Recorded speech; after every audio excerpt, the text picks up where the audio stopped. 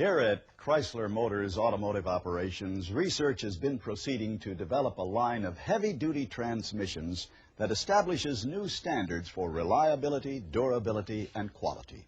With customer needs as our primary focus, work is proceeding on the crudely conceived idea of an instrument that would not only supply inverse reactive current for use in unilateral phase detractors, but would also be capable of automatically synchronizing cardinal gram meters. Such an instrument is the Turbo Encabulator. Now, basically, the only new principle involved is that instead of power being generated by the relative motion of conductors and fluxes, it's produced by the modial interaction of magneto-reluctance and capacitive duractance. The original machine had a base plate of prefamulated amulite surmounted by a malleable logarithmic casing in such a way that the two spurving bearings were in a direct line with a panometric fam. The latter consisted simply of 6 hydrocoptic marsal vanes so fitted to the ambifacient lunar wane shaft that side fumbling was effectively prevented. The main winding was of the normal Lotus O delta type, placed in panendermic semi-boloid slots of the stator, every 7th conductor being connected by a non-reversible tremie pipe to the differential girdle spring on the up end of the gram meters. The Turbo Encabulator has now reached a high level of development, and it's being successfully used in the operation of Nofertronians. Moreover, whenever a fluorescent score motion is required, it may also be employed in conjunction with a drawn reciprocation dingle arm to reduce sinusoidal depleneration. Thank you.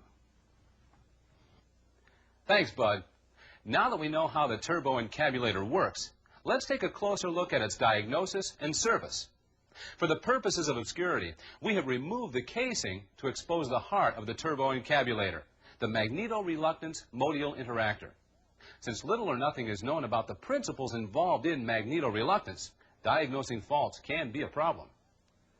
Connect the DRB2 to the aft end of the MOXIE interrupter using special adapter WUPD2, making sure the osmolality of the phase detractors is not extrapolated.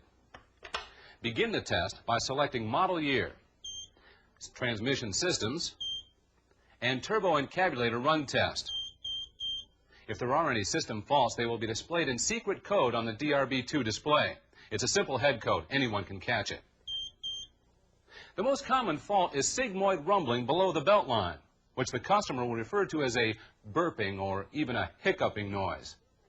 To service this fault, refer to the Turbo Encabulator Diagnostic Procedures Manual and Songbook and perform test TE10. Using the Geiger scale on the DRB2, measure the wrench-in output of the capacitive reactance flux muster. If it is above 10 RGs, replace the unit. If it is below 10 RGs, you will be directed to perform a series of tests that will effectively raise the billable hours for the service department, but will perform no other useful function. All other faults should be treated as if they do not exist, and the customer should be told that the burping or hiccuping is normal and is caused by too much gas in the fuel system. Well, that's about it for this month's Master Tech.